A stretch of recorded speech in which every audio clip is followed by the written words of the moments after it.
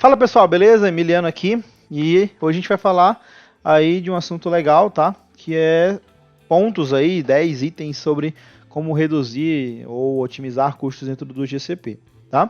Esse vídeo é um vídeo que se iniciou ali através de um comentário ali dentro de um vídeo sobre billing que eu fiz e a Andressa comentou ali, né? Pediu ideias de como poderia otimizar esses custos com base na experiência, né? E aí eu achei legal esse tópico aí. E aí creio que, né, separei 10 pontos aí que eu achei relevante para a gente trabalhar dentro do GCP, tá? Então, de antemão, já eu queria falar que são 10 pontos aí que talvez não se apliquem todos na tua infraestrutura, né? Alguns deles podem não ser a melhor prática, tá? São coisas que eu em algum momento tive uma ideia e consegui reduzir um custo. Mas que você vai lá, avalia, visualiza tudo isso, avalia se vale a pena e aplica se você achar que vale, tá? Depois eu tentei organizar esses caras aqui, né, em ordem de prioridade do mais fácil, digamos assim, ou mais simples de implementar, até o mais que envolve mais parte técnica, tá? Então esses caras aqui eu organizei dessa forma, beleza? Então, sem mais delongas aí, vamos pro vídeo, tá? E o primeiro ponto que a gente vai falar é sobre Instance Schedule, tá? Então, o que é isso, tá? O Instance Schedule é um recurso dentro do Compute Engine, em VM Instances, tá? Que você vai te possibilitar criar agendamentos, tá? E aí, dentro desse agendamento, você cria ali horários para você desligar e ligar as suas instâncias, tá? Então você cria um agendamento aí, por exemplo, um agendamento que toda noite às 20 horas ele desliga as máquinas e às 7 horas da manhã ele liga. Depois que você cria esse agendamento, você vem aqui nas instâncias e aí você associa essas instâncias a esses schedules aqui e aí você consegue ter essa economia durante a noite de recursos que você talvez não precise rodar 24/7, coisas que não são produtivas, mas máquinas que você precisa ter ali durante o dia, talvez para um RDP serve para algum usuário, coisas desse sentido, e acaba sendo muito útil nesse contexto aqui, beleza? Então essa é a primeira dica que nós temos aqui, algo simples e rápido, fácil de entender, beleza? Segundo ponto, galera, dimensione discos corretamente, tá? Isso aqui é mais uma historinha que eu vou contar para vocês de um momento em que nós tivemos um problema de ransomware num dos nossos fornecedores, a gente teve que subir ali um serviço muito crítico, talvez um dos nossos principais serviços ali naquele momento dentro do GCP, tá? E aí nós tínhamos ali um backup, tínhamos ali a ideia ali de recurso daquela máquina, e eu acabei criando ali aquela máquina e subi rapidamente para a gente restabelecer aquele recurso, tá? Então nesse contexto era um sistema muito crítico, como eu acabei de falar, e depois que a gente implementou tudo, eu vi que eu criei um recurso lá, que no caso foi o disco, muito grande, tá? E muito mais do que essa máquina usava, sei lá, usava um quarto, um quinto desse tamanho, e tava lá o resto sendo obsoleto, sem uso, tá? Acontece que dentro do Compute Engine, você consegue dimensionar o disco para cima, ou seja, aumentar o tamanho dos discos, mas você não consegue reduzir o tamanho desse disco.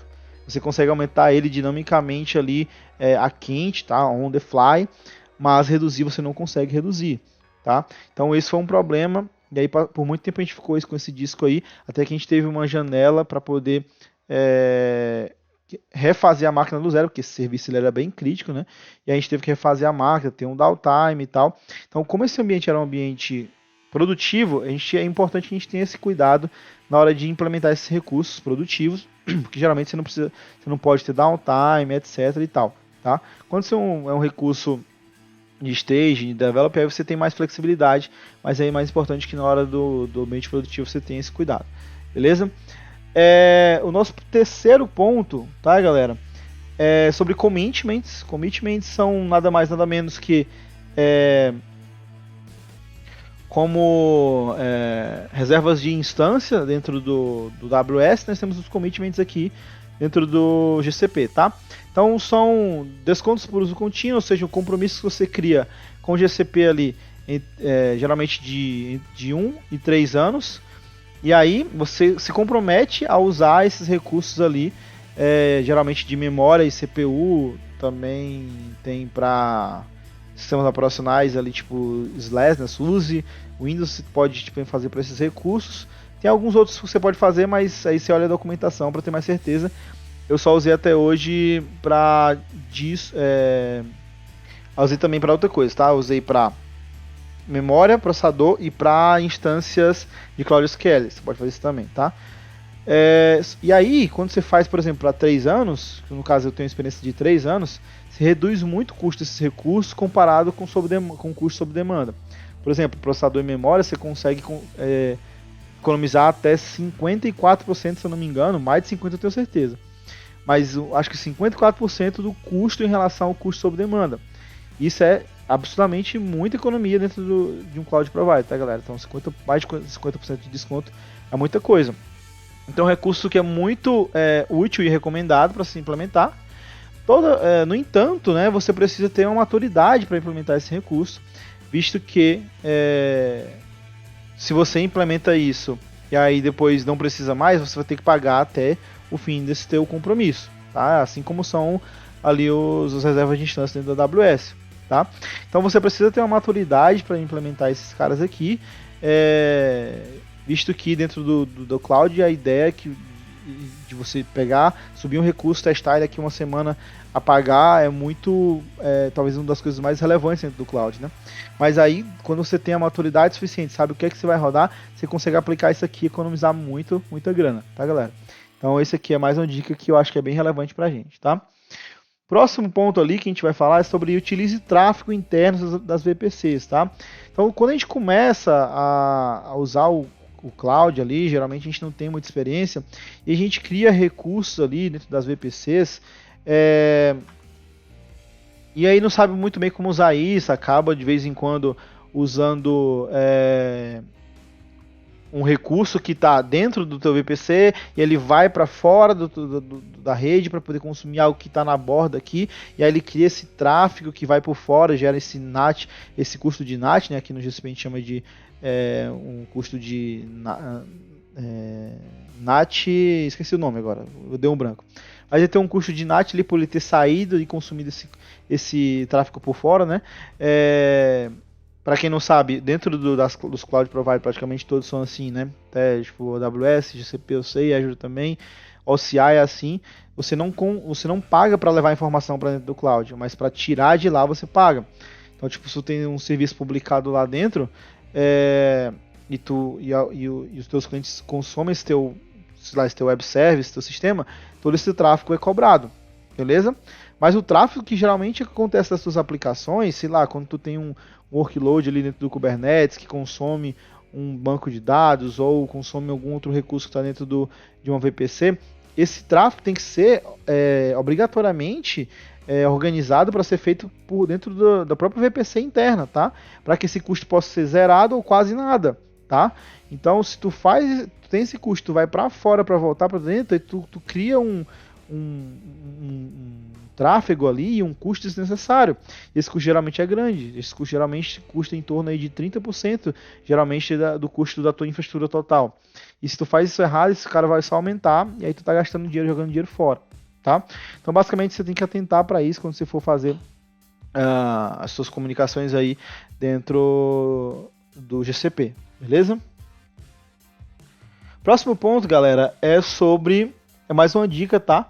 Sobre logs, tá? O que significa logs custa caro? Logs custa caro, tá? Então dentro do GCP, o log que se habilita lá, tanto para o GKE, vamos supor, para tuas regras de VPC, para tu saber o tráfego desses caras, o próprio monitoring ali, dentro do Compute Engine, tudo isso aí tem um custo, e o custo geralmente é elevado. O que eu quero falar? Eu quero que você não habilite o log dentro do teu cloud. O log ele é muito útil, né? Mas eu quero que você saiba que quando você for habilitar, você tem que ter a ciência que você está habilitando um negócio que vai custar grana. E aí você acompanha diariamente o teu billing ali para você não ter surpresas grandes, tá? Então é só um lembrete de que isso realmente tem um custo bem considerável. E às vezes você pode desabilitar um cara que não tem muita necessidade de você ter essa visibilidade de log. Se você desabilita um log de algum recurso, às vezes vai te dar uma economia bem legal. Beleza? Próximo ponto é mudar classe de storage do GCS. Então o que é isso? Aqui dentro do Cloud Storage, nos buckets, né, e aí você pode comparar isso com o S3 da AWS, você tem a lista os buckets, tá? E aí quando você cria esse cara, você tem a possibilidade de escolher o tier, né, o tipo de armazenamento desses caras, que vão variar entre Standard, Nearline, Codeline e Archive, tá? Então, quando você for criar um bucket aqui, você tem que ter essa ciência de tipo de dado que você está colocando ali. Se é um cara que, sei lá, tá ali para armazenar conteúdo estático da tua aplicação e todo dia vai ter acesso, beleza, tá correto estar no standard. Mas tu vai colocar um dado ali que vai ficar anos ali armazenado só para backup, compliance ali, de, sei lá, você tem que guardar realmente esse dado, você pode usar um archive. Olha a diferença do standard, que é 0.026 centavo de dólar por giga, para o archive, que é 0.0024. Então a diferença é muito grande, tá? E aí você, claro, né, que é mais barato, mas ele tem algumas regrinhas aqui, que no Nearline você tem que pelo menos um mês para poder recuperar esse dado. No Codeline você tem ali um quarto de ano, e no Archive é mais de um ano. Se você por acaso colocar dentro de um Archive aqui, precisar recuperar esse dado, aí vai ter um custo, tá? Que é cobrado em cima desse... Tem aqui, eu tinha salvo aqui. Taxas de recuperação, ó, bem aqui. Essa taxa é cobrada toda vez que você precisa recuperar, né, algo dentro do Nearline, do Cold Storage ou Archive antes do tempo ali pré-definido. Então veja que o custo é bem alto, é 0.05, 0.02 por giga que você precisa recuperar. Então é uma coisa também que você tem que avaliar, mas se você fizer ali direitinho ali o planejamento, você consegue reduzir custo também com essa parte aqui, beleza? O próximo ponto que nós temos aqui é... Use o poder de fogo do seu cluster. E o que é isso, galera? Use o poder de fogo do seu cluster, basicamente vamos supor que você tem aqui uma máquina aqui que você subiu, um Linux dentro do teu VM Instance, que custa ali, sei lá, 300, 400 reais por mês, para tu rodar recursos ali, workloads mais básicos. Como, por exemplo, o que vem na minha cabeça aqui é um sisteminha de assinatura que tu roda só um PHP com HTML para a galera acessar ali e fazer a assinatura do e-mail da galera. Então, são recursos que não consomem praticamente nada. Por exemplo, workloads de uns cron jobs que você precisa rodar ali para poder fazer algumas tarefas e tal. Essas coisas não exigem muito recurso. Só que às vezes tu sobe uma máquina que custa 400 reais por mês, 500, 300, e aí só para rodar recursos como esse. Ao mesmo tempo que você tem ali dentro do teu GKE um cluster Kubernetes, tá? Que um cluster Kubernetes padrão, tu tem ali vários node pools ali rodando ali e tem recurso sobrando, por exemplo. Eu não vejo nenhum problema de você criar ali um namespace, desde que você atente ali para os recursos de segurança, e criar ali um namespace só para rodar esses recursos. E aí assim você economiza, você mata essa máquina dentro do Compute Engine e passa a rodar esses recursos dentro do próprio Kubernetes, ali claro, containerizando essas aplicações e fazendo esses caras rodarem ali e assim economizando esse custo, beleza? Então, se você já tem recursos aí rodando, sobrando dentro do teu Kubernetes, utilize o poder de fogo desse cara, cria um namespace ali e faça esses caras dentro do Kubernetes e economize esse dinheiro dentro do Compute Engine. Isso é mais uma dica que eu uso no dia a dia ali, tá? E pode ser útil para você também, beleza? Aí é a coisa que eu falo, né? Pode ser que seja a melhor ideia, seja uma melhor prática, talvez não seja, mas às vezes ter essa ciência de que existe essa possibilidade, às vezes é relevante e pode te ajudar no teu dia a dia, tá? Por exemplo, outra coisa que você pode usar, se você não quiser usar, né, o Kubernetes, você pode containerizar essa aplicação, né, e rodar num Cloud Run, por exemplo. Cloud Run é um troço aqui que roda Serverless for Containerized Applications. Então tu cria uma imagem ali e executa dentro desse cara aqui, e aí tu paga bem mais barato, uma coisa que tu pode fazer também, entendeu? Se tu não quiser usar o Kubernetes. Então tem alguns meios de tu não usar uma máquina, sei lá, que tu paga, sei lá, 500 reais por mês para fazer recursos que tu não consome quase nada, entendeu? Então é isso que eu queria falar, beleza? O próximo ponto que a gente vai ver é desligar clusters à noite. Aí que começa a entrar aqui uns maracutais que eu comecei que eu vou falar aqui para vocês, né, que vocês veem se podem ser útil ou não para vocês, tá? Então o que significa desligar cluster à noite, tá? em um momento da minha vida eu precisei tipo, reduzir um custo ali com clusters de produção, não, desculpa, de staging e develop à noite. Então esses caras ficavam ali consumindo os node pools ligados à noite e por mais que a galera usasse, né, o auto-scaling dos node pools ali, ele nunca ficava zero, por exemplo, e você ficava pagando pelo menos uma máquina à noite. Então eu fui pesquisar por curiosidade e tal, né, me perguntaram se era possível, fui pesquisar, e aí eu vi que tem um método dentro da API do GKE que chama-se setSize, que aí você pode pegar esse cara, executar um post dentro dessa API aqui, e aí schedular esse cara para zero, tá?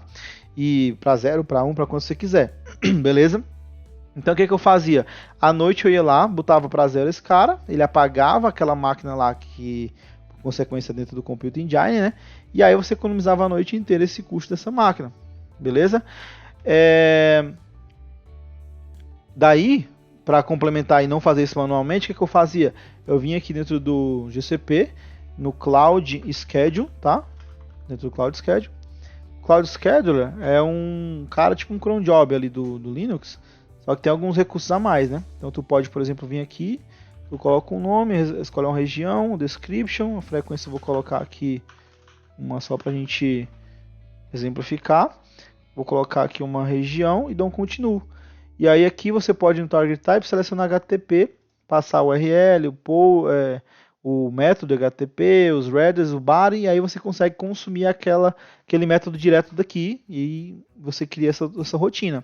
Então fazer uma rotina para desligar e uma rotina para ligar, né? Apagar esses nós e depois criar de novo esses nós. E aí durante a noite, claro, né, que os manifestos lá, os pods ficavam tentando schedular, mas como é um ambiente de develop, né, e de stage, não tem problema nenhum esses caras ficarem ali. Aí à noite de manhã ele sobe, demora um pouco para subir tudo, mas aí, sei lá, eu ligo 6 horas da manhã e quando dá 7 horas da manhã já está tudo funcionando de boa e economiza um dinheiro também com isso, beleza? Então é um recurso que você pode usar aí, né, embora pareça ser meu vida louca, mas você pode usar também aí se você achar útil dentro da sua infraestrutura, beleza? Daí nós temos aqui o Query Insights, tá? Que é um cara bem legal, que você vai usar dentro do Cloud SQL, tá? E como é que funciona esse cara? Basicamente, dentro do Cloud SQL ali, dentro do Postgres ou do MySQL, existe o Query Insights, tá? O Query Insights nada mais é que uma gama de recursos ali que você tem dentro do Cloud SQL que te dão métricas, né, sobre cada consulta, quantas consultas executam por cada minuto, quanto tempo está demorando essa consulta, enfim, aí você consegue ver quais são as consultas problemáticas e trabalhar em cima disso. E por que eu coloquei isso aqui dentro da categoria de redução, né? Porque muitas vezes você tem uma instância de Cloud SQL gigantesca, porque você tem consultas que demoram muito, que consomem muita memória, e você pensa que aí isso aqui é um problema. Só que quando você vai analisar ali, se você fazer uma redução ali, otimização, criar uns indexes ali nessas consultas, aí você consegue reduzir muito o tamanho dessa instância, como eu já vivenciei isso, né?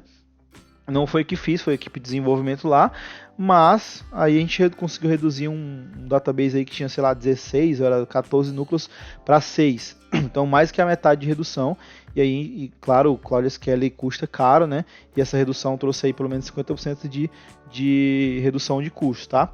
Então é um recurso que é muito útil, tá? Chamado, né, Query Insights, tá? Que você pode estar utilizando aí, beleza? E o último recurso que eu coloquei aqui, galera, é o Disable Billing Accounts, tá? Esse cara não é bem uma redução de custo, é meio que uma mitigação de custo, tá? E nada mais nada menos é que, vamos supor que você tem aí, né, deixa eu abrir aqui a documentação que eu tenho. Pronto, aqui. Vamos supor que você tem aí a necessidade de implementar um projeto novo na tua infraestrutura e é um recurso, por exemplo, sei lá, BigQuery, que é um negócio difícil de precificar, tá? E aí esses caras vão rodar uns troços lá no BigQuery, tá? E tu só sabe a quantidade de grana que tu pode consumir nesse cara. Sei lá, tu tem um budget ali de R$1.000, tá? E aí o que tu faz? Geralmente tu cria o projeto para esse cara e aí tu coloca um budget alert ali, tá? De R$1.000. Só que pode acontecer, né? E aí é muito fácil no GCP, dependendo do recurso.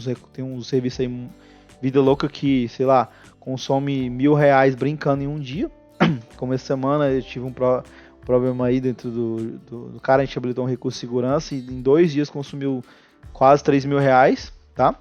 Então tem recurso que é assim, tem serviço que é assim. Então é importante que você tenha um controle sobre esse cara. Como é que você faz? Você cria budget charts, tá? Dentro do teu projeto.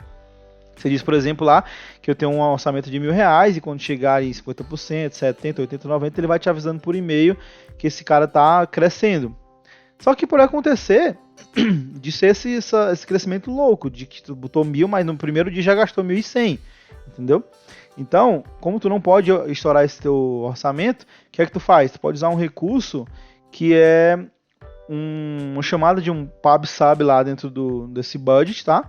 Que chama um Cloud Functions, né? E você tem que escrever esse Cloud Functions aqui, que chama a API do billing, e aí você consegue desativar o billing account desse projeto, tá?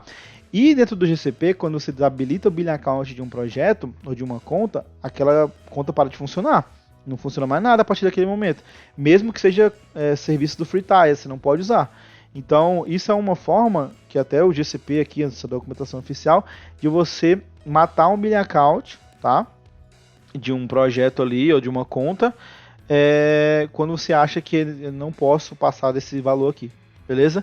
Então, aqui se você descer a documentação, você vai ver que tem uns códigos ali embaixo, que ele escreve em Node.js, Python, tá? E aí você pode escrever dentro do... esqueci o nome. Cloud Functions, tu pode escrever em várias linguagens lá, JavaScript, até C, .NET, essas paradas tudo aí tu consegue escrever. E aí tu cria um troço aqui, que ele vai lá e desabilita a billing account, beleza? E isso funciona mesmo, porque já vi isso aqui funcionando na prática, tá? E ele, quando você desabilita, para funcionar tudo. Então é uma parada que é massa, mas você tem também que ter cuidado na hora de executar, tá bom? Mas beleza, galera, esse documento aqui, os outros eu vou deixar na descrição do vídeo, pra vocês acompanharem aí. A ideia desse vídeo, de fato, não era detalhar muito os recursos, né? Se vocês virem a necessidade ou quiserem detalhar dentro de algum recurso desse aqui, aí eu posso tentar fazer um vídeo detalhando esse recurso, tá? Mas a ideia era só dar um briefing ali do que pode ser feito, ideias do que a gente pode fazer para mitigar esses custos, tá? E eu acredito espero, na verdade, que tenha sido útil para vocês, tá? Se tiverem ficado com dúvida, deixa os comentários aí, deixa aquele like lá para poder ajudar também. Esse canal aqui não tem intuito nenhum de monetizar e ganhar dinheiro, mas sim aprender, de certa forma ensinando, enfim, vice-versa. Se vocês quiserem comentar aí no vídeo, trocar ideia, eu tenho um prazer de responder aí. Beleza? E é isso. Espero que tenham gostado do vídeo. Espero que tenha sido útil de alguma forma. Fiquem com Deus. Um forte abraço e até a próxima. Beleza? Falou. Tchau.